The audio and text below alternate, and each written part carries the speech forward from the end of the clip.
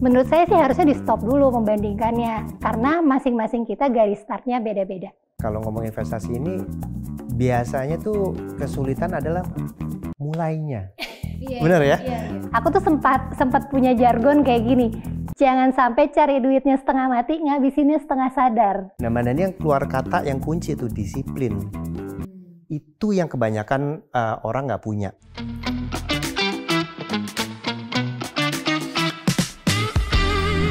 Kumparan, selamat datang kembali di acara Podcast Lab yang mana hari ini kita akan ngobrolin banyak hal yang tentunya menjadi keresahan dari generasi milenial dan juga generasi Gen Z, yaitu tentang mengatur keuangan tanpa stres. Yang mana kalau kita ngomongin keuangan kita pasti stres, tapi tentu di sini saya akan mengundang dua narasumber yang akan membantu teman-teman setidaknya membuat dirinya menjadi lebih tenang gitu ya. Karena di sini sudah ada Pak Charles Budiman ya, selaku Head Digital Banking Maybank Indonesia. Yang mana nanti kita juga akan ngobrolin soal M2U ID App ya Pak, yang akan menjadi solusi untuk teman-teman semuanya. Dan tentunya nggak afdol kalau misalnya ngomongin keuangan tapi tidak ada seorang financial planner handal ya. Jadi di sini aku hadirkan langsung ada Mbak Nadia Harsya. Halo. Terima kasih Mbak Nadia dan juga Pak Charles. Hari ini udah mau menemani aku ngobrol-ngobrol di Podcast Lab kali ini. Pertanyaan yang sering kali muncul adalah kenapa ya pemasukanku setiap bulan hanya numpang lewat saja gitu. Itu yang sering kali menjadi pertanyaan gitu. Mungkin aku pertama mau nanya dulu nih sama Mbak Nadia. Kalau kita ngomongin soal generasi milenial sama generasi Gen Z, Gen Z lah ya lebih tepatnya. Kalau dari pantauan Mbak Nadia nih, keputusan finansial apa yang sebetulnya sering kali dilakukan sama milenial dan juga Gen Z? Dampaknya juga kayak apa tuh? Oke, kalau bisa izin jawab ya, milenial dan Gen Z rata-rata mengambil keputusan untuk dua hal ini. Yang pertama, pembelian aset. Pembelian aset, beli rumah, beli kendaraan. Yang kedua adalah pembelian hal konsumtif. Jadi mereka spending gede buat liburan, buat beli gadget, buat nonton konser. Sebenarnya dua hal ini tuh adalah hal yang sah-sah aja sih, nggak apa-apa gitu. Asal duitnya ada. Asal duitnya ada. Iya. Jadi asal duitnya ada dan keputusan-keputusan prioritas tuh udah diberesin dulu. Itu yang pertama. Yang kedua, kenapa kita suka, aduh kok pusing ya, kok aku gini-gini aja ya. Karena generasi milenial dan Gen Z punya kecenderungan membandingkan. Jadi kayak, menurut saya sih harusnya di stop dulu membandingkannya, karena masing-masing kita garis startnya beda-beda. Jadi ada yang punya pembandingan kayak, kok umur 25 saldo rekening aku masih segini ya? Kok umur 30 net worth-nya belum 1 miliar ya? Nah, hal-hal kayak gitu menurut saya jadinya suatu hal yang nggak perlu. Jadi satu-satunya yang jadi valid untuk jadi pembanding adalah diri kamu kemarin. Kalau today you do better, you already win. Terus kadang juga suka ada cara berpikir kayak, mungkin sebenarnya sekarang ngerasa punya uang, tapi nanti gimana dong kalau ternyata habis karena dipakai buat liburan atau gimana? Iya lihat aja nanti uang kan bisa dicari. Nah suka punya pemikiran kayak gitu tuh, lihat aja nanti uang bisa dicari gitu. Yang penting sekarang happy dulu, nanti tinggal nabung lagi gitu. Kalau menurut Mbak Nadia sebenarnya apa nih faktor utama yang akhirnya mempengaruhi generasi milenial dan Gen Z itu membuat si keputusan-keputusan finansial itu tuh? Peer pressure sih. Yang pertama tuh peer pressure. Yang kedua, kita sekarang kan 24 jam ditemenin sama sosial media. Jadi yang zaman dulu tuh kesannya bukan hal yang terekspos, sekarang tuh jadi normal banget. Kita tuh terbiasa ngelihat orang di sosial media, oh kok dia liburan, oh kok dia nonton konser, oh kok dia nenteng tas atau baju branded gitu. Itu menjadi sesuatu yang normal. Padahal transaksi itu bukan hal normal dilakukan tiap hari. Yang kedua adalah jernih dulu sama prioritas. Apa sih tujuannya ngatur uang?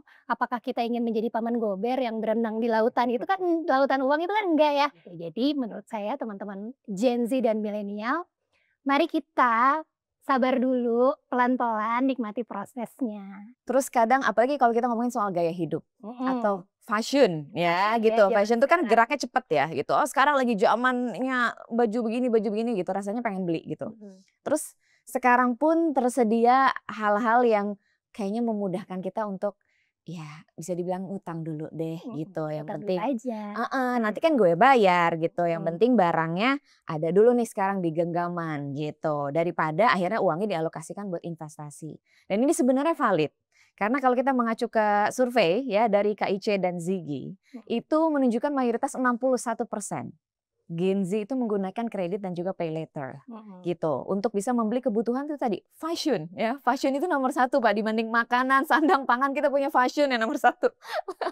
Selain itu juga untuk beli pulsa 50% lebih ya, 56,6% itu malah digunakan buat ya gadget, buat elektronik kayak gitu-gitu. Nah itu yang akhirnya ngebikin anak-anak muda gitu, mungkin khususnya generasi milenial dan Gen Z begitu ya Pak ya. Jadinya lebih baik ngutang dulu untuk kebutuhan fashion dibanding investasi gitu. Itu kira-kira apa yang ngebuat mereka seperti itu ya Mbak Nadia? Selain tadi apa kayak peer pressure ya? Kalau saya lihat tuh ada 3 hal nih Mbak, yang jadi biang kerok. Biang keroknya, oke. Yang pertama adalah ketidakmampuan mereka untuk nunggu. Nggak sabar pokoknya ngelihat yang bagus, aku lihat itu sekarang, aku mau sekarang, nggak peduli duitnya ada atau enggak. Itu satu, ketidaksabaran mereka menunggu. Yang kedua adalah ketidakmampuan kita meregulasi emosi.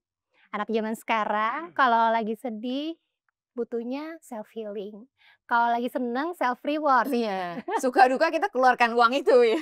Mau suka mau duka kita rayakan dengan belanja. Benar. Nah, dan yang ketiga adalah ketidaktahuan tentang konsekuensi. Jadi gini, iya sih pinjaman itu mudah, perkara foto sama KTP aja udah cair gitu. Atau ya udah tarik aja dari mana gitu. Nggak meminjam sekarang tuh makin gampang.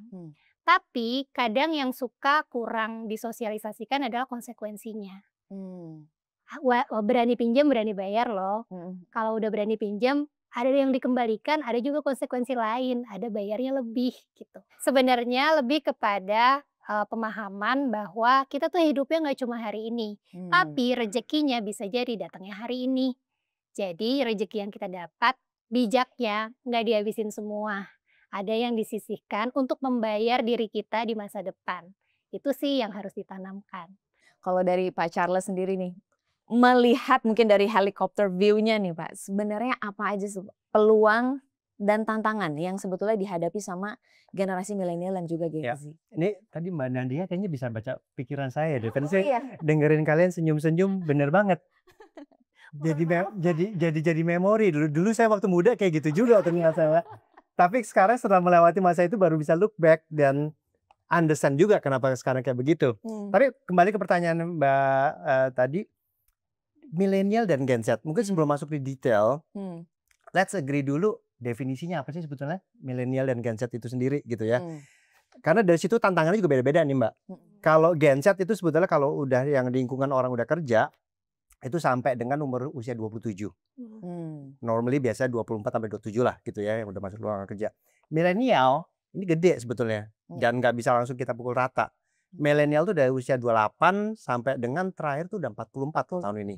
Nah, kalau kita lihat dari fase hidupnya, orang yang masuk Gen Z itu rata-rata ya fresh graduate. Kalau Gen Z itu keinginan untuk membeli sesuatu, keinginan untuk harus selalu eksis itu ada banget gitu ya.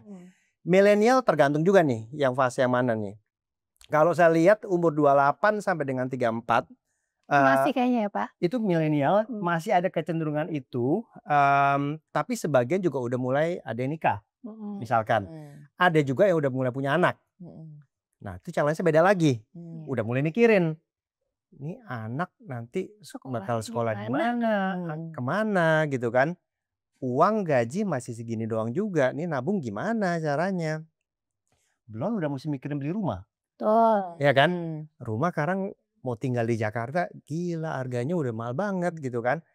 Nah milenial yang di atas 34 sampai dengan 44 itu udah beda lagi ceritanya. Makin mendekati anaknya bentar lagi udah mau kuliah, harganya ternyata udah lebih tinggi dibanding yang diperkirakan dulunya. Tapi at the same time mungkin pendapatannya juga udah lebih besar, relatively. Udah mulai lebih melek juga dengan investment. Jadi kalau yang awal-awal yang dulu-dulu mungkin masih amat sangat knowledge untuk ke investmentnya relatif terbatas, yang ini udah mulai melek, udah mulai kebuka gitu di situ ya. Nah opportunity-nya apa untuk masing-masing generasi ini? Dilihat dari sisi teknologi sebetulnya. Teknologi zaman sekarang, di mana juga kebetulan generasi-generasi ini udah amat sangat digital savvy gitu ya.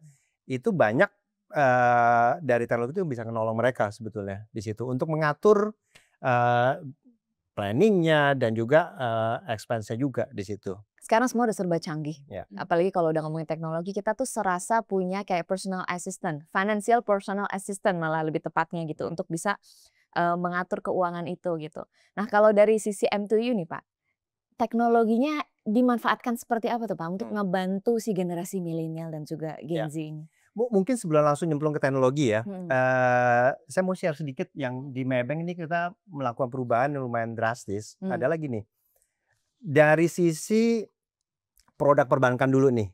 Sebetulnya kalau kita bandingin bank-bank, produknya tuh kurang lebih hampir mirip semua. Mirip. Ya. Tapi satu hal yang kita amat sangat percaya di Maybank adalah in every single thing that we do, we always start first from the customer. Artinya apa? We need to know first. Customer butuhnya apa gitu Pak? Sebelum itu bahkan Mbak. Oh gitu. Which is siapa customer yang kita ngomongin sekarang nih? Oh, Balik lagi segmen yang tadi saya bilang. Kalau dari tadi kita ngomong Gen Z dan milenial, kalau di kita tuh semua customer kita bagi segmennya itu berdasarkan life cycle-nya. Jadi total itu kita ada 4 segmen ya. Mulai dari orang-orang yang baru lulus kuliah, jogger, itu yang kita namakan young profesional. Oke, yang profesional. Itu usia 21 sampai dengan 34, single. Masih jomblo gitu ya. Yang kedua adalah young family. Ini orang-orang yang sudah menikah, usianya sama dengan young family cuma bedanya yang sudah nikah. Selanjutnya midlifer. Midlifer ini dari 35 sampai dengan 49. Yang unfortunately baru saya lewati. Nah, lalu ada lagi yang di atasnya, silver age, itu yang 50 ke atas sampai dengan 60. Dan yang paling senior itu namanya golden age. Tapi biasanya kita gabung tuh saga jadinya di atas 60 tahun. Nah, again, masing-masing segmen ini yang kita perhatikan adalah butuhnya beda-beda. Dan untuk kita bisa mengena dengan mereka, itu yang kita mesti pahami. Benar banget tadi Mbak Diana dia bilang, tahu kebutuhan mereka tuh apa di situ. Saya ambil contoh misalkan yang profesional. Challenge-nya salah satunya adalah they do not know how to plan untuk nabung nih gimana. They do not know untuk memonitor pengeluaran mereka udah berapa banyak bulanannya. Nah, itu waktu itu kita sempat ngadain research dan itu salah satu hasil yang keluarnya. Fitur yang kita keluarkan ada satu di M2U itu namanya 360. 360 itu fitur di M2U yang kita bisa bantu user kita untuk memonitor 1 bulan terakhir pengeluaran saya tuh habis di apa aja sih. Jadi setiap kali kita transaksi pakai M2U itu otomatis langsung di grouping. Si kategorinya Pak. Kategorinya. Berapa persen keluar buat makan-makan, kafe lah segala buat belanja. Belanja gitu kan. Berapa banyak buat apa tadi fashion. Fashion. Buat fashion, buat beli gitu. Berapa banyak untuk travel, gitu kan? Dan itu user udah nggak perlu mikir lagi, udah langsung otomatis semua. Usernya tinggal di akhir bulan ditampar sama data sendiri. Betul. Halo. Ini uangnya hilang, gitu kan ya. Tapi itu kan memonitor pengeluarannya doang. Sebetulnya jauh lebih penting adalah knowing first goalnya dia dalam hal keuangan tuh apa, gitu. Nah itu juga ada fitur juga yang kita siapkan juga untuk itu Mbak. Ini sejalan sama yang tadi kalau kita ngomong ya Mbak Nadia di awal. Kenapa kita tuh selalu bertanya-tanya gitu ya Pak. Kita punya pemasukan, kenapa cuma numpang lewat gitu. Terus misalnya kadang apalagi sekarang tuh kan orang sering ngomongin side hustle gitu ya. Coba cari kerja sana sini, kaki bikin kepala bikin kaki gitu. Semua kalau bisa tangan aku 1000 gitu kan. Aku akan kerjakan semua hal di dunia ini gitu Pak untuk bisa menambah pemasukanku gitu. Tapi kenapa kayaknya udah banyak banget nih sumber penghasilan gitu, tapi kok aku nggak kaya-kaya gitu rasanya. Selalu menjadi renungan kita gitu di pagi hari kita muhasabah gitu ya. Kenapa aku nggak kaya-kaya gitu ya. Terus kenapa aku kok kayaknya bokek terus padahal sumber pendapatan aku udah aku tambah gitu kan. Nah itu tuh kadang hal-hal yang sering bikin kita ngerasa sebenarnya apa yang terjadi dengan cash flow aku. Sebenarnya cash flow yang sehat tuh kayak gimana sih gitu ya. Apa dia yang bugar gitu uangnya atau yang seperti apa? Apa dia berotot gitu ya. Oke, by the way kalau ngomongin cash flow ya, ini tuh adalah satu hal yang menjadi dasar dan pondasi banget kalau kita ngomongin mengatur keuangan. Jadi kalau diibaratkan nih ya, kalau kita ngatur keuangan prosesnya kayak kita lagi bangun rumah. Cash flow itu pondasinya. Selama pondasinya belum selesai, kita kayaknya nggak bakal bisa nih next step bangun tembok, nambah atap gitu. Nah jadi cash flow itu adalah dasar yang suka nggak suka, mau nggak mau harus sehat dulu baru kita bisa lanjut ke step berikutnya. Cash flow itu kan adalah uang yang masuk dan uang yang keluar gitu. Idealnya uang yang masuk itu lebih besar daripada uang yang kita keluarin. Itu adalah cash flow yang sehat. Nah, tapi challenge-nya tuh banyak banget. Salah satunya adalah aku tuh sempat punya jargon kayak gini. Jangan sampai cari duitnya setengah mati, ngabisinnya setengah sadar. Karena kita banyak banget kan melakukan transaksi setiap hari itu kayak ya udah bayar. Kalau zaman sekarang scan, tiba-tiba mohon maaf saldo sudah habis gitu. Nah, jadi suka nggak suka, mau nggak mau ini tuh mesti diatur dan mau nggak mau ini tuh harus surplus setiap bulan. Caranya gimana? Yang pertama ya hidup sesuai kemampuan dulu gitu. Jadi nggak bisa pakai standar hidup orang lain ya. Tapi satu hal yang kalau boleh saya tambahin ya, memonitor pengeluaran is one thing. Tapi pertanyaannya gini, pengeluaran saya sekian, itu baik atau jelek? You only know the answer kalau kita juga udah tahu target kita berapa. It's about the goal. Yes. Goalnya sendiri. Nah mungkin even sebelum ngomongin tentang teknologi, fitur bisa apa ya. Even di zaman dulu sebelum ada mobile banking, ya sebetulnya kalau saya boleh share adalah zamannya saya dulu, saya kesan udah tua banget ya. Adalah you always need to know goal finansial kamu tuh apa sih? Dan kalau kita ngomong goal itu bisa jangka panjang, jangka menengah, atau jangka pendek, gitu kan? Jangka panjang misalkan udah mulai mikirin nanti udah pensiun, itu dari mana ya? Dana pensiunnya gimana ya? Dana pensiunnya gimana gitu kan? Kalau yang jangka menengah misalkan kalau untuk para milenial misalkan gitu atau Gen Z, anak kuliah nih, saya mesti punya berapa uang ya? By when dan berapa banyak saya mesti punya? Jangka pendek misalkan yang simple, tahun depan saya mau liburan ke Jepang misalkan gitu kan, itu berapa tuh butuhnya? Nah, that goal itu yang harus di-set dulu untuk kita bisa tahu berapa yang saya mesti nabung gitu kan. Itu baru first step dan itu kalau menurut saya yang paling gampang dibikin. Itu kan mimpi. Yes. Planningnya gimana? Yang paling susah eksekusinya. Benar nggak Mbak? Betul. Yang tadi Apalagi kalau mesti repetisi, disiplin tiap bulan diulang terus. Nah, gitu. Mbak Dania, Hal yang sangat membosankan. benar. Nah, Mbak Dania yang keluar kata yang kunci itu disiplin.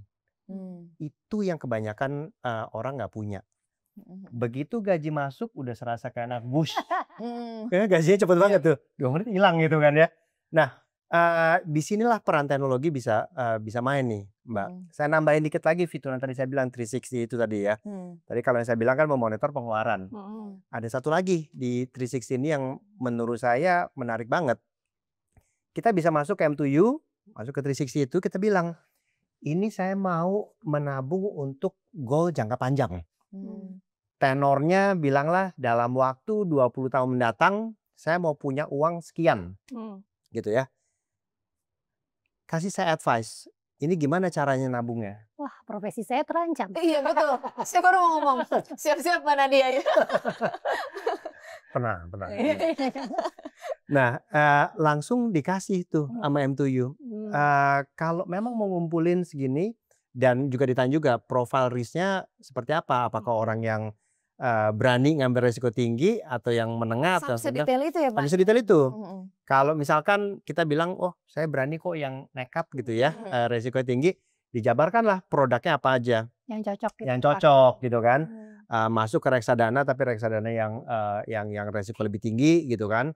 Sekian persen di emas, yang dimana juga emas kita jual juga lewat MPU gitu ya. Lalu juga time deposito lah mungkin yang kayak gitu juga. Nah, menariknya lagi, itu baru ngesetnya doang kan.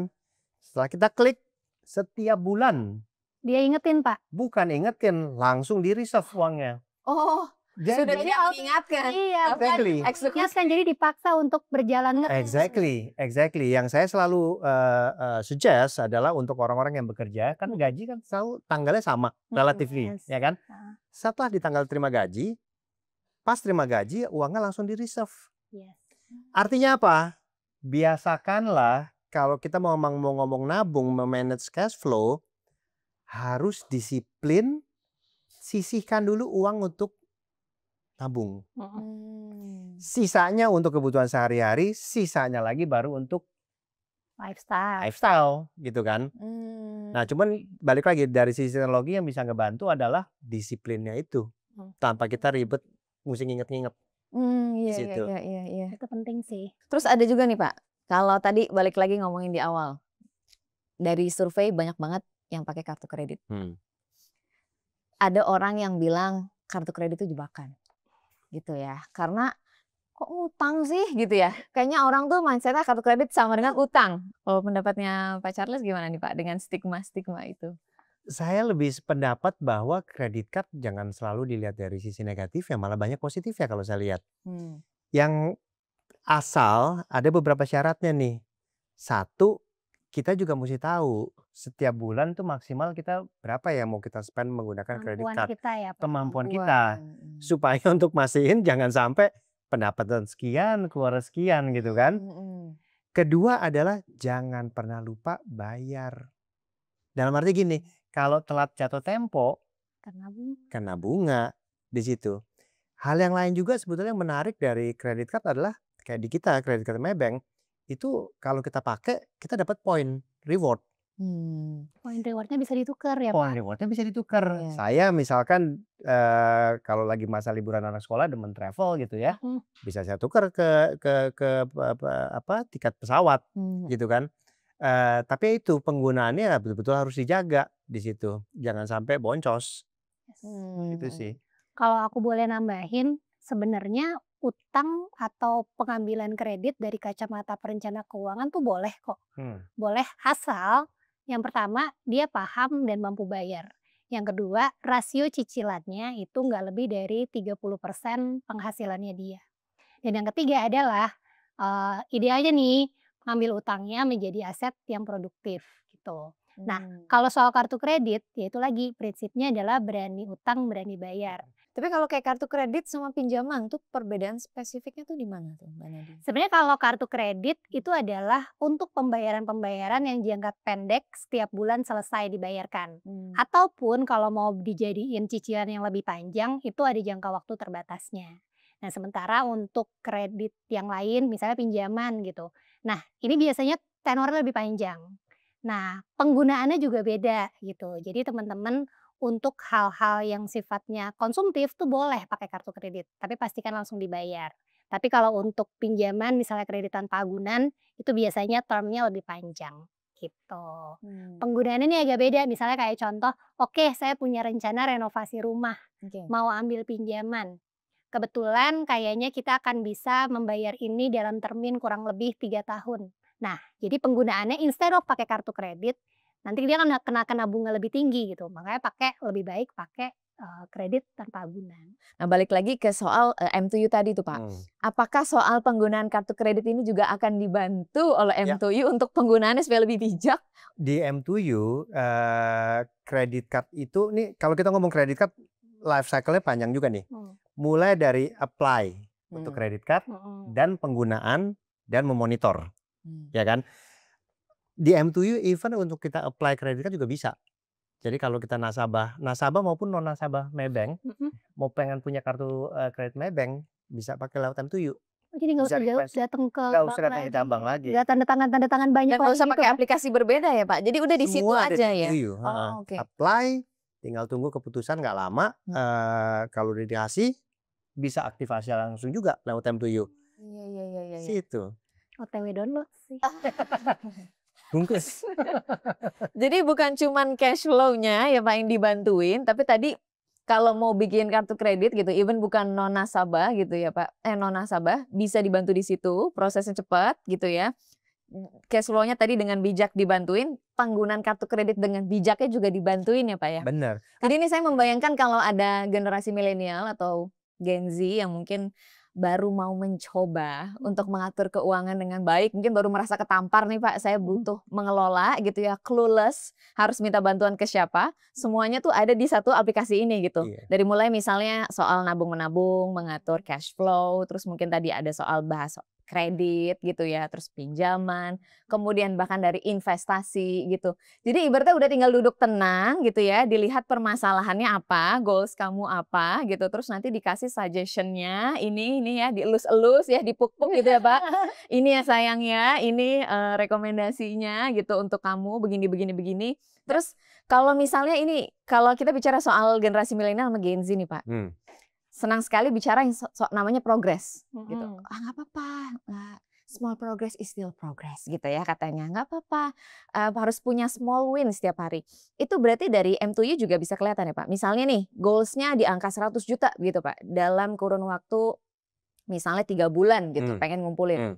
Tapi ternyata dengan segala cash flow yang ada ternyata di akhir bulan ini cuman baru kekumpul sampai 50 juta gitu. Itu berarti ya itu kan achievement ya Pak sebenarnya walaupun belum bisa sampai ke goalsnya.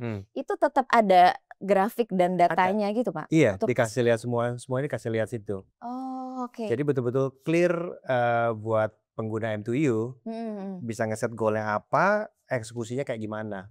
Kurang lebih di situ. Oke. Tapi yang menariknya juga adalah di M2U sendiri kan fiturnya lumayan lengkap lah ya. Bisa dibilang malah kalau kita pernah benchmark sama bank-bank lain slightly above market gitu ya. Mulai dari yang standar lah untuk payment, untuk transfer. Itu udah 24 jam bisa dilakukan gitu ya. Yang juga menarik adalah kebutuhan sehari-hari kayak bayar-bayar. Bayar listrik, bayar internet, beli pulsa gitu kan. Itu ada semua juga, lengkap juga.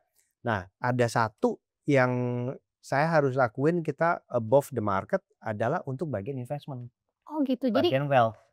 Jadi satu Pak? Jadi satu. Wah. Bagian wealth itu juga ada beberapa. Kalau investment ya time deposit udah standar lah ya, itu nggak usah inilah ya. Tapi selain time deposit itu ada bisa beli reksadana, kita kerjasama dengan beberapa perusahaan aset management, mulai dari yang paling simple, yang paling resiko rendah, money market, sampai dengan yang tinggi, ada semua situ.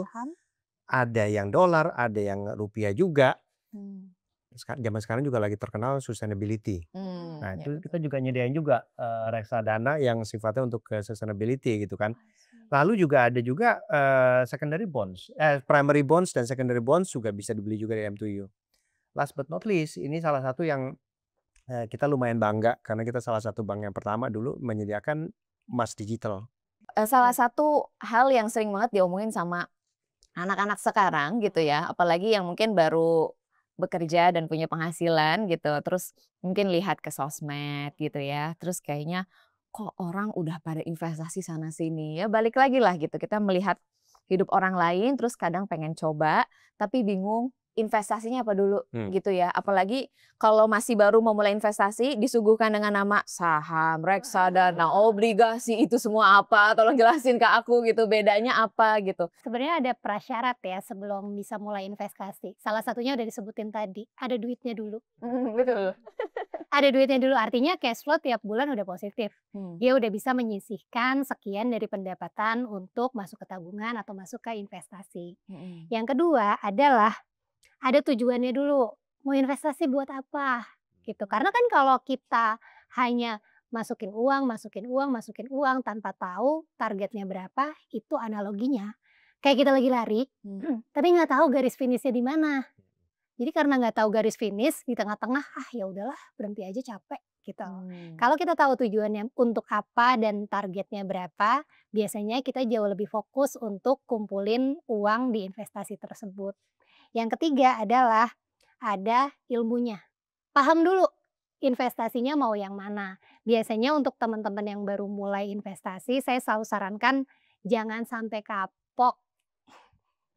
Karena kalau kapok kan, aduh aku taruh investasi di sini, uang aku 100 kok jadi minus, tinggal 50, kan kapok gitu. Udah uangnya dicari susah-susah, disisihin susah-susah kok malah minus gitu. Jadi saya sarannya adalah jangan sampai kapok.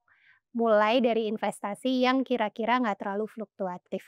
Nah, salah satunya adalah reksadana, yang pasar uang sama emas. Dan yang terakhir jangan lupa, investasi itu tentu ada risiko. Ada kemungkinan cuan, ada kemungkinan juga boncos. Tapi yang hidup kita juga jalani itu juga ada risikonya. Gitu. Mungkin kalau saya boleh namain juga ya, kalau ngomong investasi ini biasanya tuh kesulitan adalah mulainya. Iya, Benar ya? iya. Dan kebanyakan anak muda termasuk saya dulu juga, aduh ntar dulu lah kalau uangnya udah banyak baru mulai gitu ya. Itu salah kalau menurut saya. It's always better untuk kita mulai dulu walaupun kecil nggak apa-apa. Iya. Aku tuh punya pengalaman loh, Pak. Jadi anak saya tuh sekarang usianya 10 tahun. Jadi 10 tahun yang lalu, waktu saya melahirkan, teman kantor kan suka ya Pak kayak, si dia ngelahirin yuk kita patungan kasih dia kado, Oh iya gitu kan ya. kadonya logam mulia gitu Nah ya, ya jadi waktu itu tuh temenku yang menginisiasi ngumpulin uang untuk patungan kado itu nanya, Nadia ini kekumpul nih uangnya segini, mau dibeliin apa? Beliin stroller, beliin apa? Terus aku bilang gini Pak, enggak deh nggak usah, beliin aja logam mulia, dapatnya berapa gram? Dapat 5 gram. Jadi waktu itu 1 gramnya itu adalah Rp500.000. Nah, terus fast forward ke sekarang, emasnya masih ada. Jadi emas kado lahiran itu masih ada, terus saya gini, "Hah, sekarang 1 gramnya udah 1,7. Lumayan juga ya kenaikannya hampir 300% gitu." Iya. Jadi memang kayaknya waktu itu untung insaf aja sih, kalau waktu itu kadonya stroller, sekarang udah ada di mana ya strollernya? Anaknya udah umur 10 gitu. Jadi hal-hal kayak gitu tuh yang kayaknya, bikin orang terdorong untuk, ya udah deh kalau mau gampang dan, kira-kira prospektusnya lebih jelas, kenaikannya lumayan stabil, investasi di emas aja gitu. Investasinya di emas, ya. Terus kita juga seringkali kita tuh punya stigma gitu ya Pak ya, kalau namanya investasi tuh kayak ribet gitu. Ada nggak sih Pak yang bisa membantu untuk akhirnya kita invest tuh secara lebih praktis gitu melalui smartphone gitu? Ya, ada banget. Di M2U disediakan produk investment reksadana, time deposit, bonds, obligasi, dan emas gitu kan. Ditambah juga dengan fitur yang tadi saya bilang juga, yang 360 itu. Udah bisa langsung tahu ke depannya goalnya apa, langsung disaranin juga, nih ambil produk ini sekian persen, ini sekian persen, ini sekian persen. Tinggal klik, setiap bulan langsung dieksekusi, langsung diambil dari gajinya. Di situ saldo yang ada. Otomatisasi. Otomatis. Jadi ngebantu juga, dan again, mulainya nggak harus dengan jumlah nominal yang tinggi. Jadi ini semuanya udah lengkap banget dalam satu aplikasi M2U ini, aplikasi mobile banking dari Maybank Indonesia. Ini semuanya kita boleh beri tepuk tangannya ya, karena di sini ada 3.000 penonton yang ada di sini. Jadi ini semuanya udah lengkap banget di sini, udah sangat bisa membantu kita-kita yang mungkin clueless atau bingung mulai dari mana gitu ya. Selain berpegang teguh pada Tuhan, kita bisa berpegang teguh pada M2U ya Pak ya berarti ya. Karena semuanya udah lengkap ada di sini. Kalau tadi Mbak Nadia bilang OTW download, baik ya, bisa di-download. Ini juga di Play Store maupun di App Store gitu. Dan juga misalnya kalau tadi Pak Charles bilang baru pengen buka rekening, nggak usah jauh-jauh ke teller gitu ya. Nggak usah pakai apa tadi, materai gitu ya. Apalagi mereka pasti banyak gitu. Semuanya bisa dibuka rekeningnya langsung dari M2U ID App. Luar biasa sekali. Terima kasih banyak ini Pak Charles sama Mbak Nadia ya. Hari ini kita bukan cuma ngomongin soal aplikasi soalnya. Dari tadi aku dengerin banyak, kalau sekarang anak milenial sama Gen Z kan sering kayak iya lagi gitu ya. Dari tadi tuh dengerin obrolan Pak Charles sama Mbak Nadia, aku banyak kayak iya lagi gitu.